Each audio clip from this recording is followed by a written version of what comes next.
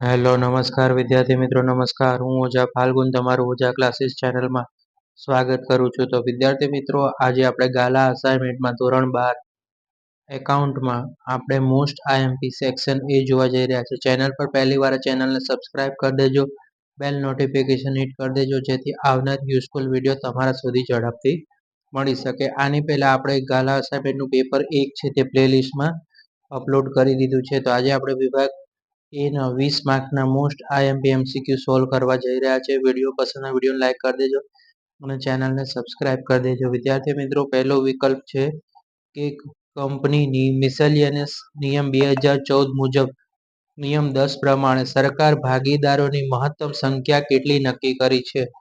તો વિદ્યાર્થી મિત્રો, જે નિયમ 10 મુજબ ભાગીદારની સંખ્યા વધારેમાં વધારે એટલે મહત્તમ એટલે વધારેમાં વધારે કેટલી છે? 10 છે, 20 છે, 50 છે કે 100 છે? તો વિદ્યાર્થી મિત્રો, અહીંયા જવાબ આવશે 50. બીજો પ્રશ્ન છે, હંગામી મૂડી પ્રથામાં ભાગીદારોના ભાગનો નફો કયા ખાતે અને કઈ બાજુ લખાય છે? પહેલું છે મૂડી ખાતા ઉધાર, મૂડી ખાતા જમા, ચાલુ ખાતે ઉધાર કે ચાલુ ખાતા જમા? તો જવાબ આવશે મૂડી ખાતે જમા બાજુ. પાઘડીનો આધાર કોના પર રહેલો છે? ઓપ્શન એ છે વિદ્યાર્થી મિત્રો, ધંધાકીય એકમના કર્મચારી પર, ધંધાકીય એકમના સંચાલકો પર, ધંધાકીય એકમોની મિલકતો પર કે ડી ધંધાકીય એકમના ભવિષ્યમાં જળવાઈ રહે તેવા નફા પર? તો ઓપ્શન ડી ધંધાકીય એકમના ભવિષ્યમાં જળવાઈ રહે તેવા નફા પર. પાઘડીનું નાણાકીય મૂલ્ય છે, પાઘડી ખાલી જગ્યાનું નાણાકીય મૂલ્ય છે વિદ્યાર્થી મિત્રો. રોકાણો છે કે ધંધાકીય એકમની પ્રતિષ્ઠા દર્શાવે છે કે કાયમી મિલકતો દર્શાવે છે કે ડી હરીફાઈ? તો ઓપ્શન બી છે તે સાચું છે. પાઘડી છે કોઈ પણ કંપનીની શું દર્શાવતું હોય? ધંધાકીય એકમની પ્રતિષ્ઠા દર્શાવે છે. Most IMP MCQ. ભાગીદારી પેઢીનું પુનઃગઠન થાય ત્યારે દેવાની કિંમતમાં ઘટાડો થાય, હે ને? દેવાની કિંમતમાં ઘટાડો થાય તો તેની અસર ક્યાં થાય છે?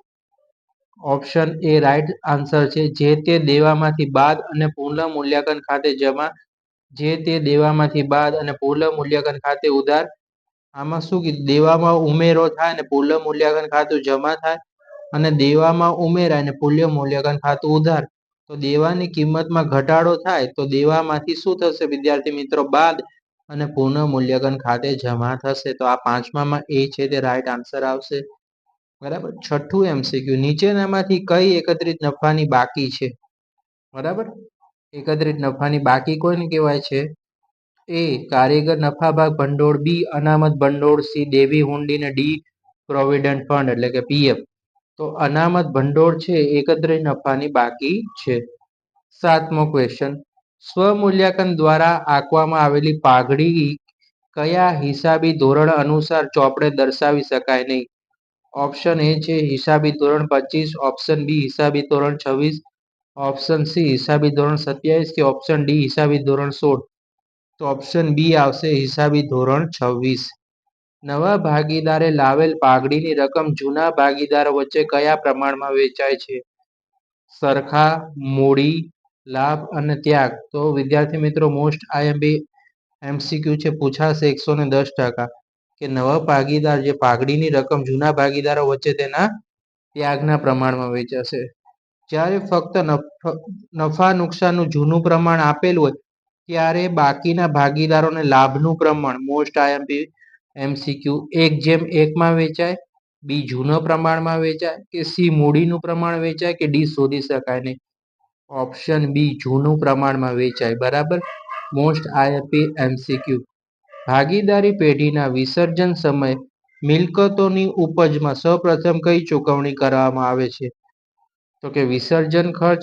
ઓપ્શન એ બી ભાગીદારી પત્નીની લોન, ઓપ્શન સી ત્રાહિત પક્ષના દેવા કે ડી ભાગીદારીની લોન? તો વિસર્જન ખર્ચ છે રાઈટ આન્સર આવશે વિદ્યાર્થી મિત્રો. પેઢીના વિસર્જન સમયે કારીગર અકસ્માત વળતર ભંડોળ એ કયા ખાતે લઈ જવામાં આવે છે? હવે કારીગર અકસ્માત ભંડોળ તે કયા ખાતે લઈ જવામાં આવે છે? Most IMP MCQ. માલ મિલકત નિકાલ ખાતે, ભાગીદારોના મૂડી ખાતે, નફા નુકસાન ખાતે કે રોકડ ખાતે? તો ભાગીદારોના મૂડી ખાતે કારીગર અકસ્માત વળતર ભંડોળ લઈ જવામાં આવે છે. ઓકે, ઇમરજન્સી ફંડિંગ પણ આપણે કહીએ છીએ.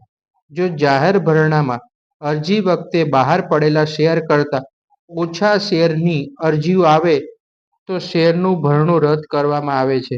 કેટલા ટકાથી? તો કે 50%થી, 75%થી, 90%થી કે 100%થી? તો ઓપ્શન સી 90%થી ને કરવામાં આવશે. મોસ્ટ આઈએમપી એમસીક્યુ, કંપનીના શેરને જાહેર ભરણા માટે કોની સંમતિ લેવી પડે છે? બરાબર, કેન્દ્ર સરકાર, સેબી, રાજ્ય સરકાર કે reserve bank of India? Most IMP MCQ પૂછાશે 110%. સેબીની પરમિશન લેવી પડે છે વિદ્યાર્થી મિત્રો. ડિબેન્ચર કેટલા ટકા વટાવથી બહાર પાડી શકે છે? 10%, 5%, 20% કે બોર્ડ ઓફ ડિરેક્ટર દ્વારા નક્કી કરેલા દરે? તો ડિબેન્ચર છે તે બોર્ડ ઓફ ડિરેક્ટર દ્વારા નક્કી કરેલા દરે બહાર પાડવામાં આવશે. નીચેનામાંથી કયું વિશ્લેષણ પક્ષકારો આધારિત વર્ગીકરણ દર્શાવે છે? બાહ્ય વિશ્લેષણ, આડું વિશ્લેષણ, ટૂંકા ગાળાનું કે ઊભું વિશ્લેષણ? બાહ્ય વિશ્લેષણ. મોસ્ટ આઈએમપી એમસીક્યુ આ પણ 110% પૂછાશે. 16મું છે, મિલકતોના ઉપયોગ અંગેની માહિતી ખાલી જગ્યાનું વિશ્લેષણ આપે છે. નફાકારકતા, તરલતા, સદ્ધરતા કે કાર્યક્ષમતા? કાર્યક્ષમતા. રાઈટ, મોસ્ટ ઇમ્પોર્ટન્ટ છે 16મું એમસીક્યુ. ગુણોત્તરની રજૂઆત કયા સ્વરૂપે થાય છે? પ્રમાણના સ્વરૂપે, ટકાવારીના સ્વરૂપે, સમયના સ્વરૂપે કે આપેલ તમામ? ઓપ્શન ડી આવશે, આપેલ તમામ. પછી જે નીચેનામાંથી કોનો સમાવેશ કામગીરી ખર્ચમાં થતો નથી વિદ્યાર્થી મિત્રો? મોસ્ટ આઈએમપી એમસીક્યુ કામગીરી ખર્ચ છે. તો મિલકત વેચાણ નુકસાન, આખી થયેલું નુકસાન, ચૂકવેલ વ્યાજ કે આપેલ તમામ? તો આપેલ તમામ આવશે. ચાલુ મિલકતમાં વધારો અને ચાલુ દેવામાં ઘટાડો કઈ બાજુ નોંધાય? બંને. ઓપ્શન એ બંને જાવક રોકડ પ્રવાહ દર્શાવે છે. બંને આવક રોકડ પ્રવાહ દર્શાવે છે.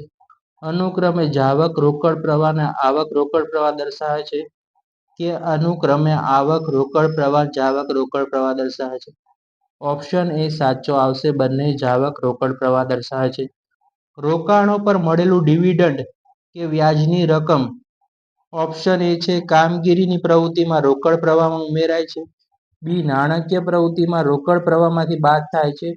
ઓપ્શન સી રોકાણની પ્રવૃત્તિમાંથી રોકડ પ્રવાહમાં ઉમેરાય છે કે ઓપ્શન ડી રોકાણની પ્રવૃત્તિમાં રોકડ પ્રવાહમાંથી બાદ થાય છે? તો ઓપ્શન ડી રાઈટ સાચો આન્સર છે.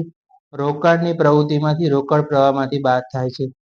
તો વિદ્યાર્થી મિત્રો, વિડીયો પસંદ આવે વિડીયોને લાઈક કરી દેજો, ચેનલને સબસ્ક્રાઇબ કરી દેજો. આવા જ યુઝફુલ વિડીયો જોવા માટે ચેનલને સબસ્ક્રાઇબ કરી દો અને વિડીયો તમારા મિત્રો સાથે શેર કરી દેજો.